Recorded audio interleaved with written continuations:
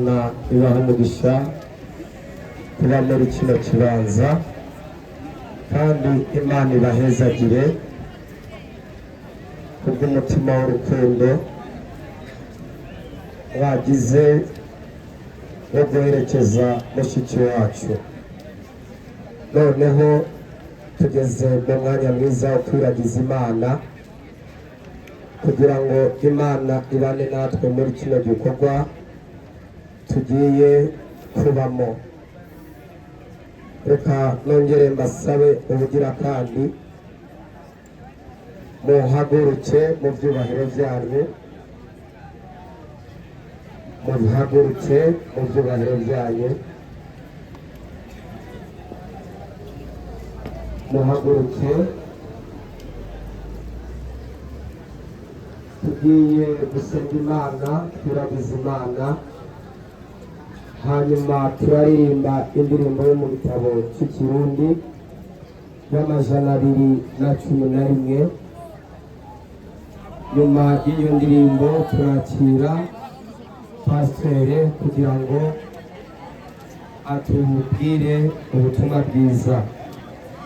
Data mu izina rya Yesu Kristo, uri Imana idukunda, uri Imana y'icyubahiro, uri Imana ikomeye, uri Imana ushyizwe hejuru.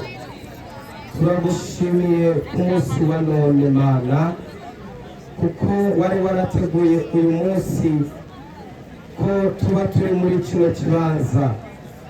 Ndabizi ko nta kiba ku mwana w'umuntu utabizi, kuko twese turi munsi y'ubushobozi bwawe. Niwe utuvyutsa kandi ni nawe utuma twirirwa. Turagushimiye noneho ku byabaye. Ehe none turakwiragije nyakubahwa, muri uyu mwanya bana natwe, turungikire abamarayika bo kuturinda, turungikire abamarayika bo kubana na buri muntu wese ari muri kino kibanza. Yobora uyu mugirwa tugiye kubamo nyakubahwa, ubushobozi bwawe bugaragare hano hantu. Imbaraga z'umwijima n'ubushobozi bw'abadayimoni, ibyo turabitaramuje muri kino kibanza. Yirukana buri mbaraga z'umwijima, abadayimoni bose ndabirukanye. Ndahamagaye ububasha bwa Mwemu Yera kugira ngo bubane natwe, ni mu izina rya Yesu Kristo Umunyanazareti, amen. Hari igihugu cyiza cyane twasezeraniwe n'Imana, tukirorera twizigire, kuko Data yatwitweretse aheza aheza h'ijuru. Tuzurirayo hageze aheza aheza h'ijuru ku Mana. Tuzurirayo hageze, tuzoririmba, tuzoririmbira mw'ijuru indirimbo, indirimbo z'abahiriwe. Ntituzongera kubabara, tuzoba dushize amarira.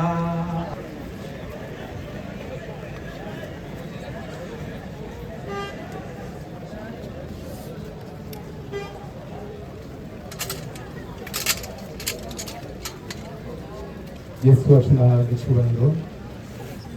Mana yacu turishimye cyane, nawe turi ku muhanda mureke tuvuge ngo amena. Haleluya. Turashima Imana cyane kuba uno munsi wo guherekeza mushiki wacu Erika yitavye Imana. ndabibutse yuko twese niyo nzira turiko turajamo nirwo rugendo rwacu. Umuntu wese arafise igihe ciwe, arafise umunsi, arafise isaha, arafise igihe adashobora kurenga.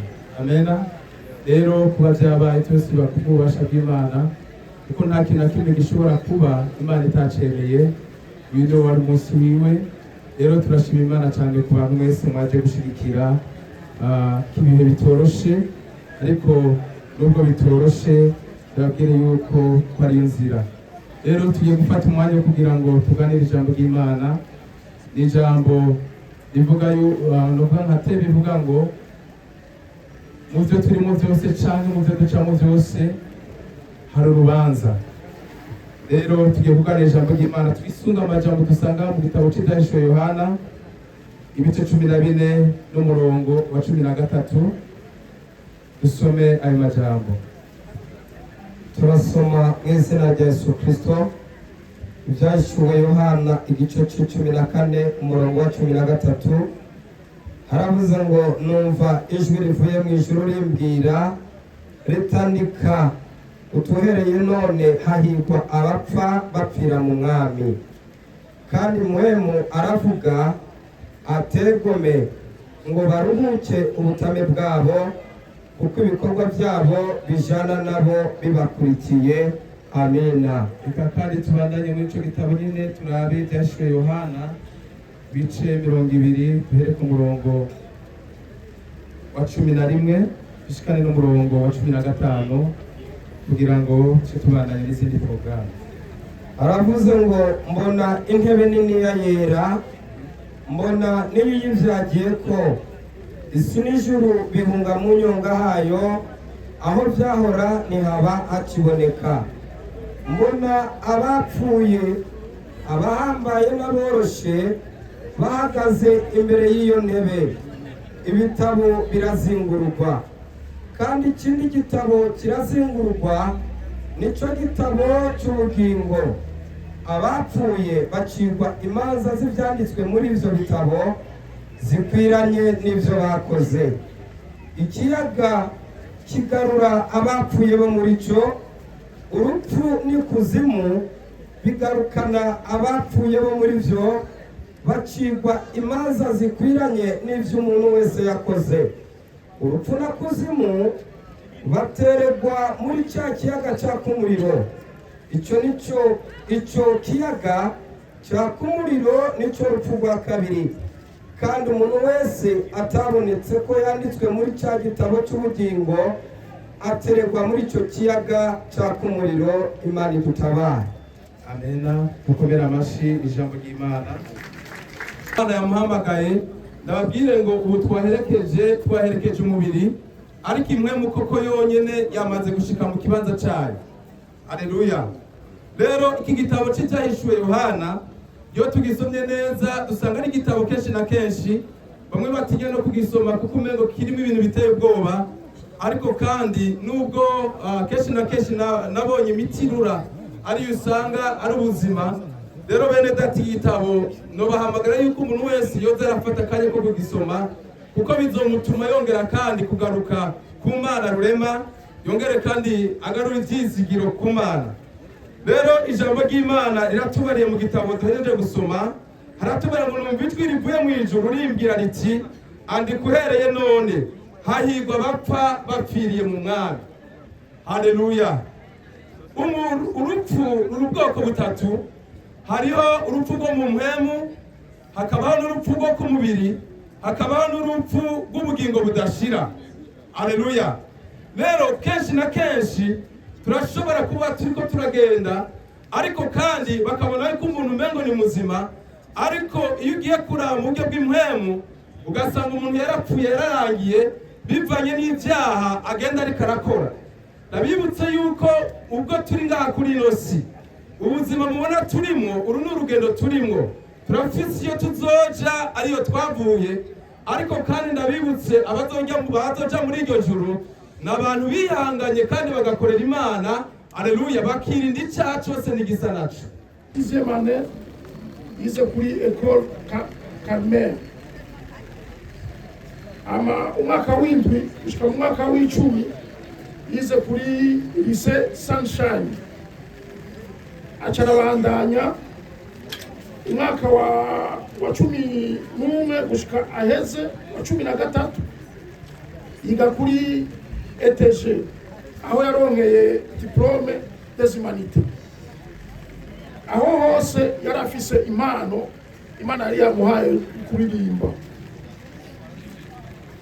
Iyo mpano rero Imana yari yamuhaye niyo benshi yabakoranije ngaha, murabona urwaruka ngaha rwose basidukanye n'iyonka kugira ngo uze umusezere. Yahora bateramisha ibiteramo bitari bike. Muri izo mpano ziwe rero zo kuririmba yaragize ibiteramo byinshi, aranasohoka aja hanze y'igihugu aririmbana n'abandi bose basangiye umwuga. Yararonse n'udushimwe tutari duke. Hama rero Imana yava iramugomwa kuturusha, niho aciye imuhamagara. Murabona ko yamuhamagaye itariki 17 z'ukwezi kwa 11 2023. Erika Irakoze ariwe twita Miss Erika, akaba asize abana babiri n'umushingantahe wiwe. Mu ncamake rero jewe novuga n'ivyo ko nobashikiriza. Mugabo rero ngirame akanya umushingantahe wiwe, ngira wewe nawe arashobora kuduha ido n'ido canke afise nawe ico yokongereza mu vyo twavuze. Merci pour être ici. Vous savez, la reconnaissance, c'est la mémoire du cœur. C'est pour ça qu'on est nous tous tellement contents et heureux. Vous êtes ici, tellement nombreux. Vous savez, pendant cette semaine de deuil, on a parlé beaucoup. On a parlé, on a chanté, et j'essaie surtout d'écouter. Parce que bien sûr, je veux partager avec vous quand j'étais heureux, tellement heureux même, pour être son époux, sa fiancée, son époux, pour 3 ans. C'est très court, mais quand même, on a eu beaucoup d'aventures, comme on l'appelait. Beaucoup d'expériences aussi. On a vu Kenya, on a vu Rwanda, on a visité la famille ensemble, on était en Suède, elle était à Paris. Je me rappelle encore quand elle était sur le Tour Eiffel, on était en Belgique. Elle a rencontré sa famille là-bas, sa maman de ma côté. On a fait une prière ensemble, toute bonne mémoire. Vous savez, on peut continuer avec une biographie comme ça. Mais en effet, la biographie, c'est vous. Vous tous qui ont passé une pièce importante de sa vie avec elle.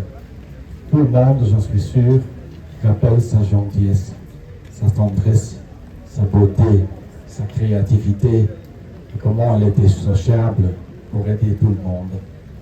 Et surtout, elle était fantastique, mais elle était aussi humble. Je me rappelle quand j'étais ici, on va à un cimetière, on va à un enterrement, au mariage, elle dit toujours non, non chérie, on va se mettre un peu à côté.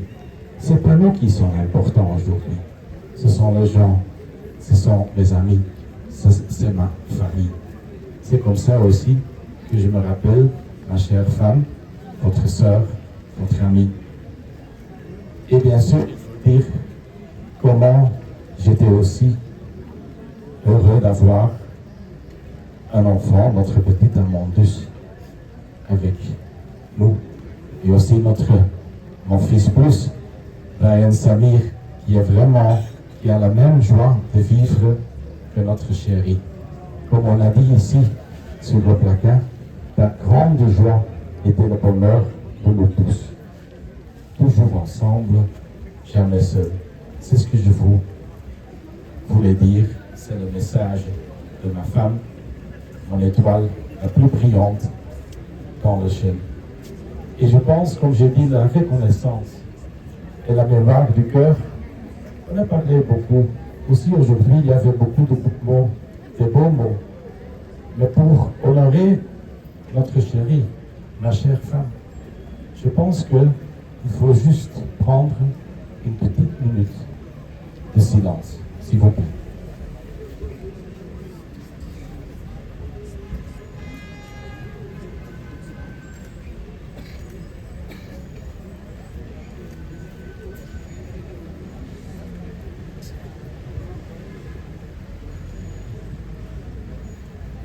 Je vous remercie. Uruguay, Cameroun. kandi yongera avugira igihugu kuko ibyo akora byose yaboneka nk'umuririmbyi w'igihugu umuririmbyi w'uburundi twebwe nta byinshi twavuga ibyinshi byagiye biravugwa ubuhinzi bwamuranze n'ibindi ariko turi hano ngo tumushimire cyane turazi ko umubiri uri hano ariko umutima wiwe uratwumva turamushimiye cyane ku bwitange yerekanye bwamuranze mu gihe cyose yabayeho imana imuhe iherezo ryiza nagira afate akanya mpamagare waserukiye leta y'u Burundi umushikiranganji mudukurikira vugaruka n'imico kama ashikira wenyene avuge akajambo k'ihumure yoshikiriza umuryango urakoze imana irahezagire cyane tuze kuzabana nawe ibihe byahera iyo turi mu bihe nk'ibi nta magambo menshi tuba dufise tuvuga ariko icya mbere na mbere izina ry'ubushikiranganji no ku izina ryanje nyene nk'umuyobozi mukuru mu byagejwe harimo imico kama twaraguye mu gahunda bwo mu bushikiranganji igihe twumva inkuru mbi ariko